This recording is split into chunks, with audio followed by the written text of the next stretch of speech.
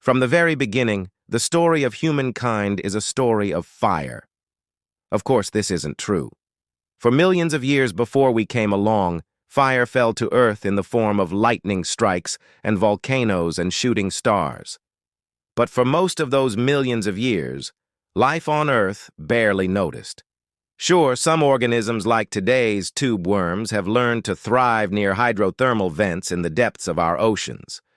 But for the most part, life on Earth only truly began when that first spark ignited the grasslands and changed everything forever. Now, if you've seen my video on how fire started, then you might already know what's coming next. But for everyone else, let's start at the beginning. 4.6 million years ago, Earth wasn't home. It was chaos. Lightning cracked across endless skies. Volcanoes poured fire into the forests. Predators ruled the land, and in the middle of it all, something new was stirring. A creature that wasn't quite animal and not yet human. Us, humans. We walked upright. We used tools. But we were still prey, still vulnerable. Then came fire. At first, it was a monster. It struck without warning, devouring trees, choking the sky with smoke. We feared it. We fled from it. But we also watched it. Now, this is the point where I bring up that famous painting, The Last of the Mohicans, where a Native American looks at a burning village and says, "Fire is the purifier." Except that wasn't in The Last of the Mohicans. That was in Avatar. Never mind. But the idea has stuck around for centuries. Like when Ovid wrote about the origins of mankind. First he made man from the flowers of the meadow. Soft and effeminate, he breathed into him the breath of life, timid and fearful.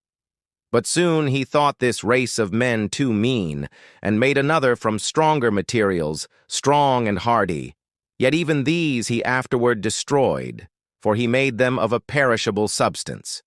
A third time he made man, placing him amid flowers and plants and the mild fruits of the earth, teaching him to live on grain and fruit and to appease his hunger with a gentle diet. In other words, fire cleansed the world so that we could begin again. And since we're the third time around, we should be the best. Of course we're not. Clearly we haven't figured it out yet.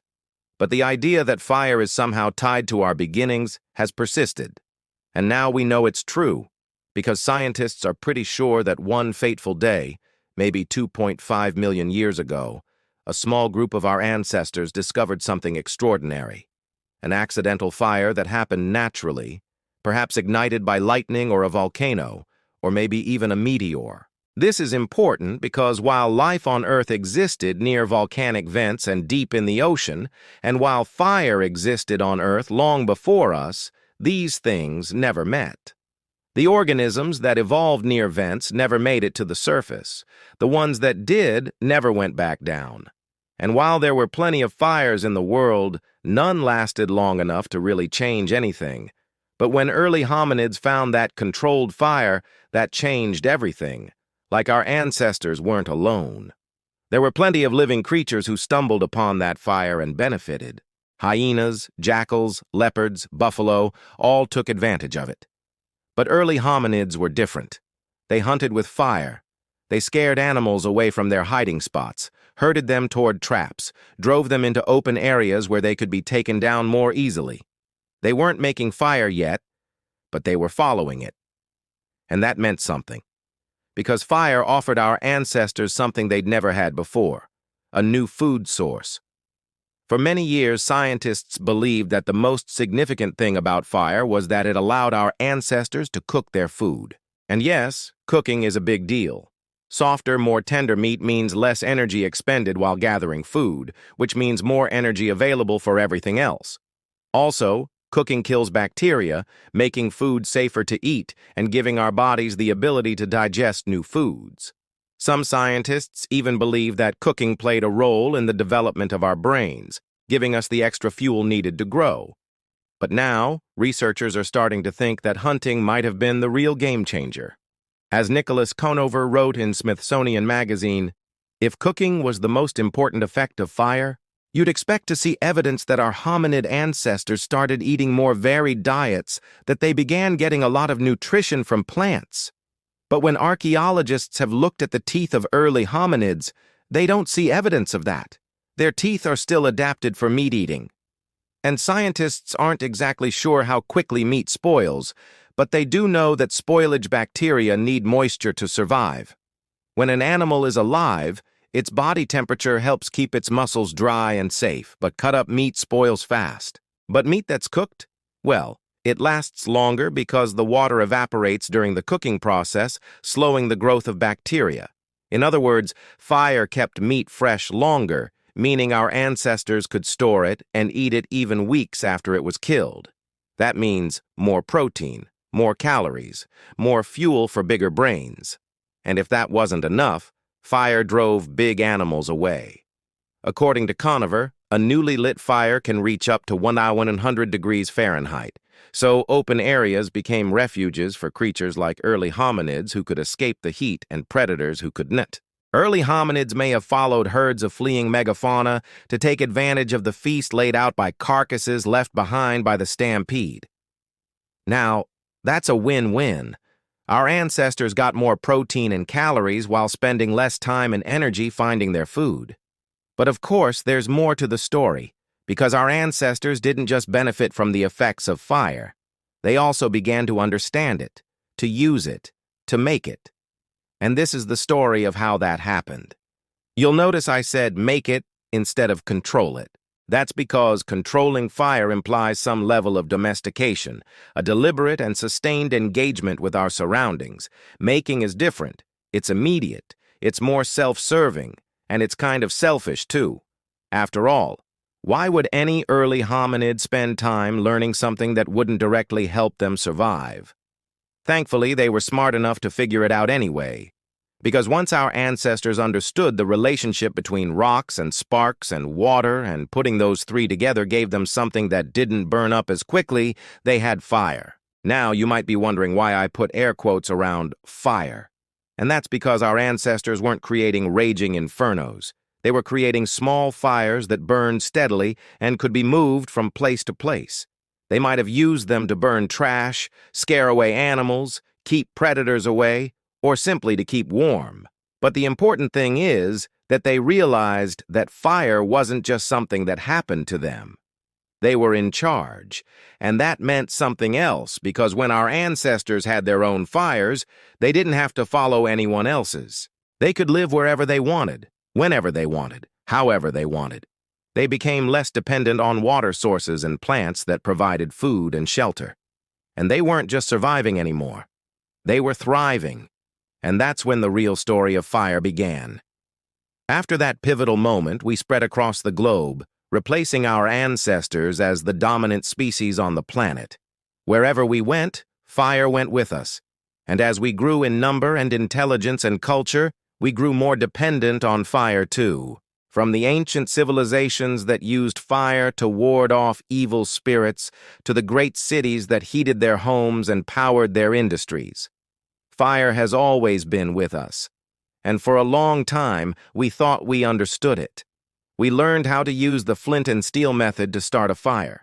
We created the bow drill, the bamboo and fire saw, the ferrocerium lighter, and eventually we captured lightning in a bottle, created the perfect flame with a single flick of a wrist. But we still had questions. How does fire work? Why does wood burn? What's the difference between a flaming and glowing ember? And we never stopped asking. Every generation, scientists learn more and more about the science of fire. And now we know that fire is a chemical reaction, the transfer of heat from one object to another until that second object ignites and the cycle begins again. We understand the difference between a smoldering fire and a flaming one. We know how to prevent wildfires and fight them when they happen. And we're exploring how to replicate the fusion reaction that powers our sun in the hopes of powering our world. And throughout it all, fire has continued to inspire. Painters have depicted fire for centuries. Musicians have sung about it. Poets have written sonnets. It's become a metaphor for desire and passion. Philosophers have pondered its mysteries. Ancient Greek myths tell the story of Prometheus, who stole fire from the gods and gave it to humans. In the Christian faith, fire symbolizes God's presence and power. In Buddhism, it represents enlightenment. And in the Jewish faith, the menorah, a candelabrum with 7 branches, symbolizes God's presence in the world. It's been a wild ride, but we've come a long way from those early hominids who huddled around a natural fire, afraid and curious. Today, we can harness the power of fire to explore the furthest reaches of space and time. And yet sometimes, just sometimes, we forget that fire is still fire. A powerful, inspiring, beautiful force that can destroy everything in its path. All it takes is a moment of carelessness. All it takes is one spark. For thousands of years, humanity's fate was intertwined with this one thing, fire. With fire, we didn't just survive. We began to build. Cooked food made us stronger. Our jaws shrank. Our brains grew.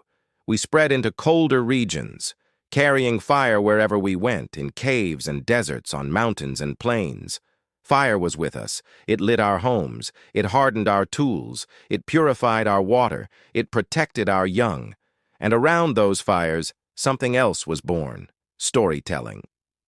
We shared memories. We hunted with strategy. We dreamed of gods, of spirits, of futures. Fire turned us inward toward imagination, and outward toward civilization.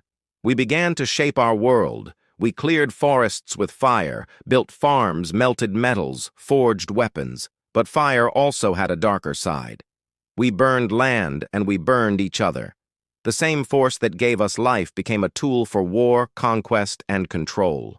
Still, from torches to cities, from candles to rockets, we carry that ancient flame because fire didn't just light our path, it created it. And now it's time to pass that flame on. Hi, I'm here. Welcome to Life Noggin. Ancient humans first domesticated fire somewhere between 1.5 million and 250,000 years ago. That's right, million with an M, though no archaeological evidence exists to tell us exactly when. So why is it so hard to pinpoint? Well, for one thing, fire doesn't preserve like other evidence left behind by our ancestors. See, bones and stone tools do a much better job of surviving the sands of time than, say, burning logs. As such, what evidence we do have is pretty sparse. One of the earliest pieces comes from 1.5 million years ago when Homo erectus controlled enough fire to keep it going throughout the night. This is inferred from the burnt bones of animals found at a site in Kubifora, Kenya, which indicate a fire that must have been tended through the night. Other sites in Kenya and Tanzania dating back about 400,000 years show clear evidence of hominids sitting around a fire, eating cooked meat and socializing. These early humans were most likely using bamboo and wood, reeds and bone, any flammable material they could find to start their fires. Some researchers believe they scraped flint and steel to produce sparks. Others think they rubbed 2 sticks together. But regardless of the ignition method, fire quickly became an essential part of daily life. With fire came more energy. Humans who ate cooked food instead of raw had access to more calories and nutrients. More energy meant stronger bodies, but also larger brains. In fact, some researchers suggest that the ability to cook food actually allowed our ancestors to reduce the size of their jaws and teeth over time. Plus, cooking meat makes it easier to kill pathogens, meaning fewer sick days. And don't forget the protection it offered against nocturnal predators. No campfire, no problem. Just move in closer to the fire. Sitting around the fire also gave our ancestors a chance to be social. They told stories, they sang songs, they shared ideas, they even started to develop language, and that led to more human things like religion and culture. In short, fire helped our ancestors become modern humans. So it's not surprising that when our ancestors migrated out of Africa and into Europe about 40,000 years ago, they brought fire with them. But wait, I thought you said that the exact date is unknown. Yeah, I did. But if humans arrived in Europe about 40,000 years ago, and Neanderthals went extinct about 40,000 years ago, does that mean fire played a role in Neanderthals' extinction? Possibly. See, while both species used fire, it seems as though only humans brought fire with them during migration. When Neanderthals encountered new environments, they would use fire if it was already there, but they didn't tend to bring it with them. Instead, they relied on other survival strategies like hunting large animals for food. While humans used fire to clear large areas of vegetation to create open grasslands, this may have inadvertently given certain plants and animals an advantage. For example, the horse, whose ancestors preferred grassy plains over wooded areas, eventually evolved into a large animal well suited for riding and domestication. Add in the fact that humans probably had better tools, clothing, and shelters, and it isn't hard to see how our ancestors thrived where Neanderthals struggled. After our ancestors spread across the globe, it seems like every human society developed a unique relationship with fire. Take the Native Americans, for instance. Some tribes used fire extensively to clear land for farming or to burn away unwanted brush. When European colonizers arrived in North America, they marveled at the extensive fire-resistive nature of the Great Plains. By burning off much of the underbrush, Native Americans helped stimulate the growth of new grasses that were taller and more nutritious for bison, which in turn provided more sustenance for people. Of course, these burns also killed off smaller plants and trees, which further encouraged the growth of grasslands. It might seem counterintuitive, but by starting fires, Native Americans were able to cultivate entire landscapes. The Greeks, too, are said to have learned the benefits of burning fields early. In Greece, the practice of controlled burns became a way of life. Legend has it that the hero Perseus was nursed by a she-goat named Amalthea. When the goat died, King Polydectes ordered his followers to sacrifice her by burning her alive on an altar. But Zeus intervened and turned the pyre into an elaborate constellation. In gratitude for saving the goat, Zeus gave Perseus the flaming altar as a gift, which he then used to establish a sacred fire at the sanctuary of Zeus. A similar story is told about the Spartans, who received fire from the oracle of Delphi after they suffered defeat at the hands of the Argives. Each tribe within the Peloponnese was assigned a sacred fire that was passed down to future generations and served as a symbol of their sovereignty. These sacred flames were kept alive in temples and were only extinguished during times of great mourning. By contrast, the Romans associated fire with purification and rebirth. When Romulus killed his twin brother Remus, after the two of them founded the city of Rome, he placed the first fire inside a temple dedicated to Vesta, the virgin goddess of the hearth. Vestal virgins were then tasked with tending the sacred fire in the temple, and failure to keep the fire burning meant severe punishment. Romans also associated each god with a particular type of fire. Vulcan, for example, was the god of fire, metalworking, and volcanoes. One day, Apollo challenged Vulcan to a chariot race. Midway through the course, Apollo turned into a fiery horse and pulled ahead. But Vulcan responded by hurling red-hot torches at the sun god, forcing him to pull over for repairs. In Greek mythology, Prometheus was punished for stealing fire and giving it to mortals. But in Roman mythology, fire was a blessing. In fact, the Romans believed that every good emperor had the duty to bring fire to barbarian tribes that hadn't yet discovered it. For instance, Drusus Caligula was said to have traveled to Germania in 12 BC and taught the locals how to make fire from flint and steel. Even so, the Romans weren't immune to fire's destructive power. In 64 AD, a fire raged through Rome for 6 days, destroying 10 of the city's 14 administrative districts. Emperor Nero blamed the fire on Christians and promptly began persecuting them. He also wasted no time in rebuilding, this time with stone and concrete, making the city even more fire-resistant. But it wasn't just the Romans who experienced devastation. In 79 AD, Mount Vesuvius erupted and buried the prosperous Roman city of Pompeii in ash and pumice. It took about 1,500 years for the site to be rediscovered. and today it remains one of the most well-preserved examples of ancient Roman life. The eruption also buried the nearby city of Herculaneum, but it did so with a combination of heat and water, which resulted in a chemical reaction that charred and petrified residents almost instantly. Another disaster of biblical proportions occurred in 1683, when the Polish city of Lwów was largely destroyed by a fire that lasted 5 days. So intense was the heat that it fused window glass and made bricks bubble like wax. It's estimated that 25% of the city's buildings were destroyed, leaving 20,000 people homeless. Throughout history, there have been many others.